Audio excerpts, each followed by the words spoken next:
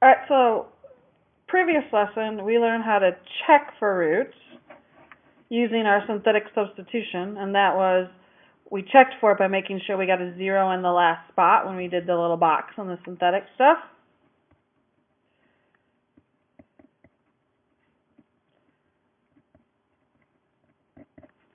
All right, today we're going to use the root to help us factor and find other roots. And so when you look at our example, we've got this x cubed plus 4x squared minus 11x minus 30. It's got 4 terms, but if we try to do grouping, it's not going to factor like we're accustomed to. I mean, we could take an x out of the first term, which would leave us, we can take out an x squared, which will leave us x plus 4, but there's nothing that I can take out of these two that will also leave me that same x plus 4. And so our normal 5 factoring techniques that we've used already this year aren't going to work. And so we have to use basically division to help us factor or knock down the polynomial in some degrees. And so we're using that root to help us factor and find other roots. And so first thing it wants us to do is a little bit of review. They're telling us that x minus 3 is the factor of the polynomial, so that means 3 is the actual root. So remember, that is what we'd get if we set x minus 3 equal to 0 and solve. All right, so now let's use this root to break the polynomial down using our synthetic operation. So the root goes on the outside of the box. Our coefficients across the top, just like before. Filling in any missing terms of zeros, which we don't have any in this example. First number comes straight down. We multiply on the outside, add down. So 1 times 3 is 3. Adds to make 7. 7 times 3, 21. Adds to make 10. 10 times 3 is 30. Adds to give me 0, just like they said it would. Now, if I didn't get 0 there, a couple things went on. Either I did this process incorrect, or they lied about this actually being a root. Okay, so now what we've done essentially is it went in there an even number of times. We got a remainder of 0 here, which tells me that I just took this cubic here and I divided out an x minus 3. Okay, so I took out one factor, which means it went from being a cubic to now being something that is squared.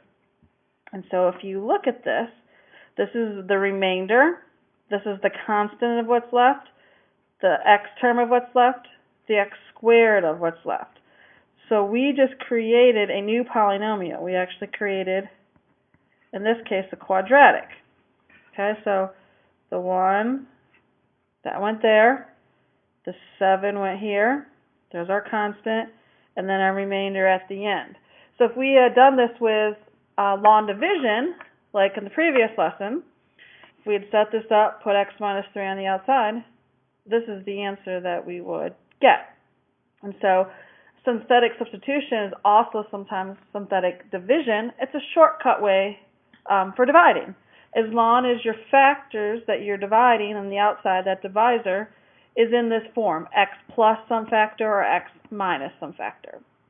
So some of the old long divisions cannot be done with this shortcut. You'll have to do them as long divisions. But any of them that have this as their divisor in this form can be done using this method. All right, so all we've done essentially is we've knocked this down. It was a cubic, now it's a... Okay, so I knew one of the factors they gave me was x minus 3, and now this quadratic is a second factor. And so I'm going to take what's left, so this is what's left, and now factor this polynomial down. So this part's already factored, but this quadratic I can factor again. I'm looking for factors of 10 that add to make 7, which we know are 2 and 5. So this can factor into x plus 2, x plus 5, and we were given the x minus 3. So this right here is the factored form of the original polynomial. That's us breaking it down into all the binomials. The final question says find all three roots. So we know once we get them broken down, all we have to do is set each part equal to 0 and solve to find those roots or x-intercepts. So that tells me it had three roots. X equals -2, -5, and +3. Okay, so once again, those are intercepts. So that means if I were to have graphed this on a graphing device of some sort, those are where it's going to cross through the x-axis. So it's going to have some sort of shape, if you take a look at it, like this. All right, so down here we're going to look at number 1. If you want to try it first, go ahead and hit pause, try it, and then come back and check and see if you're going to get the same thing I did. But it wants us to follow the same steps. Use the binomial factor to 1, factor it completely, and then 2, find all the roots. So this is supposed to be a factor, which means one of the roots is supposed to be -2. So let's use synthetic division to knock that out. And again, I should be getting a remainder of 0 if it says it's a root. So let's try it. So 1, -2, -1, 2, -6, and there's my 12, which gives me that remainder of 0. Okay? So again, if I took out 1 degree, put my x's back in, so constant x, x squared, it'd go x cubed, and so on. So what's left here is x squared minus x minus 6 to go with the x plus 2 that we just took out. All right, so now all I have to do is factor this. Factors of -6, that add to make -1. So we're looking at +2 and -3.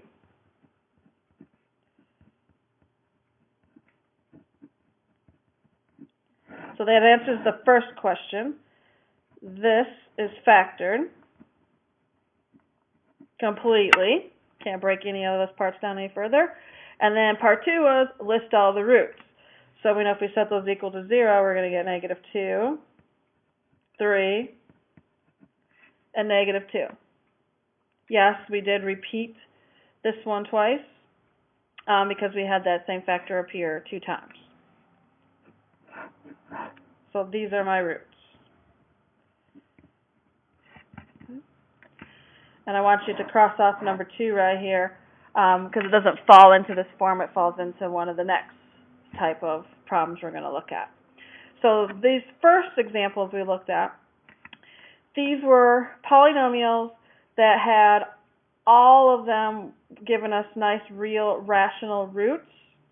And so I could factor the entire polynomial down from start to finish. Okay? The next examples we're going to look at, that's not necessarily the case. The answers sometimes could be irrational or even imaginary.